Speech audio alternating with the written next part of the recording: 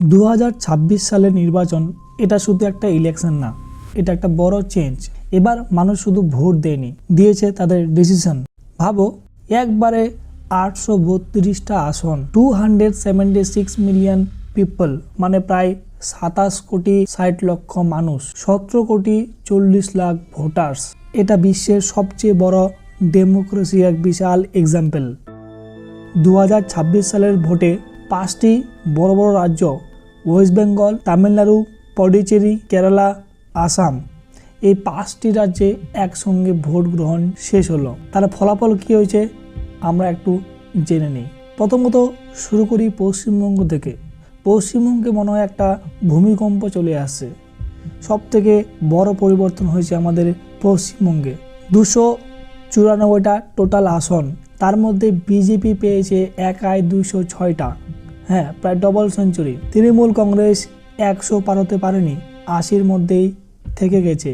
INC Indian national Congress শুধু 2টি পেয়েছে, এজিইউপি শুধু 2টি, সিপিআইএম 1টি দমকলে, আর আইএসএফ একটা, সেটা হচ্ছে নওশাদ ভাইজান ভাঙড়ে।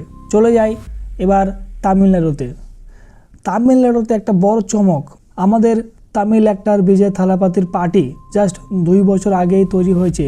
2 বছরের পৃথিবীতে প্রথম এইরকম একটা রেজাল্ট কোনোদিনও দেখতে পাওয়া যায়নি। টিভিকে, যেটা হচ্ছে থালাপাতির পার্টি, সেটাতে 108টা সিট পেয়েছে। ডিএমকে পেয়েছে 59টা, যেখানে স্ট্যালিন সিএম ছিল সেখানে শুধু পেয়েছে 59টা ডিএমকে পার্টি। এডিএমকে পেয়েছে 47টা, ইন্ডিয়ান ন্যাশনাল কংগ্রেস পেয়েছে 5টা। এবার চলে যায় কেরালা। কেরালাতে পরপর 2 বছর ছিল সিপিএমের রাজত্ব, কিন্তু সিপিএমের রাজত্ব ভেঙে এখন তৈরি হয়েছে আইএনসি ইন্ডিয়ান ন্যাশনাল কংগ্রেসের রাজত্ব। ইন্ডিয়ান ন্যাশনাল কংগ্রেস পেয়েছে 63টা সিট, সিপিআইএম পেয়েছে 26টা, আইইউএমএল পেয়েছে 22টা, সিপিআই পেয়েছে 8টা। তাহলে এখানে কংগ্রেস এর রাজত্ব শুরু হলো, বা কংগ্রেসের রাজত্ব, কংগ্রেস সরকারের গঠন শুরু হলো। নেক্সট চলে আসি আসাম। আসামে পরপর 3বার, হ্যাঁ, আসামে পরপর 3বার সিএম হতে চলেছেন। বিজেপি একাই পেয়েছে 82টা, আইএনসি ইন্ডিয়ান ন্যাশনাল কংগ্রেস পেয়েছে 19টা, বিওএফএফ পেয়েছে 10টা। এবার চলে যাচ্ছে পদুচেরি। পদুচেরিতে টোটাল সিট ছিল 30টা, যেখানে এআইএনআরসি পেয়েছে 12টা, ডিএমকে পেয়েছে 5টা, বিজেপির রেজাল্ট খুব ভালো হয়নি, 4টা, টিভিকে পেয়েছে 2টা। So the NDA alliance retains its grip on power. কেন্দ্রশাসিত অঞ্চলে ক্ষমতা ধরে রাখলো এনডিএ জোট। এই ইলেকশন আমাদের কি দেখালো? কোথাও চেঞ্জ, কোথাও একই পাওয়ার, কোথাও নতুন দল উঠে এসেছে। রাজনীতি সবসময় একই থাকে না, এটা বদলায়। এত বড় ইলেকশন কিভাবে হলো?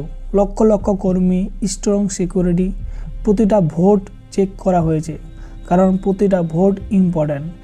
এই বছর সব থেকে বেশি ভোট পোল পড়েছে, হ্যাঁ, মনে রাখতে হবে, এই বছর সব থেকে বেশি ভোট পোল পড়েছে। এর মেন কারণ হচ্ছে এসআইআর, তার সঙ্গে গ্যাস শর্টেজ। ইন্ডিয়া শুধু ইলেকশন করে না, ইন্ডিয়ার ডেমোক্রেসি দেখায়। ক্ষমতা বদলায়, কিন্তু মানুষের পাওয়ার সবসময় সেম থাকে, কারণ ভোট মানে শুধু ভোটার না, এটা মানুষের ভয়েস।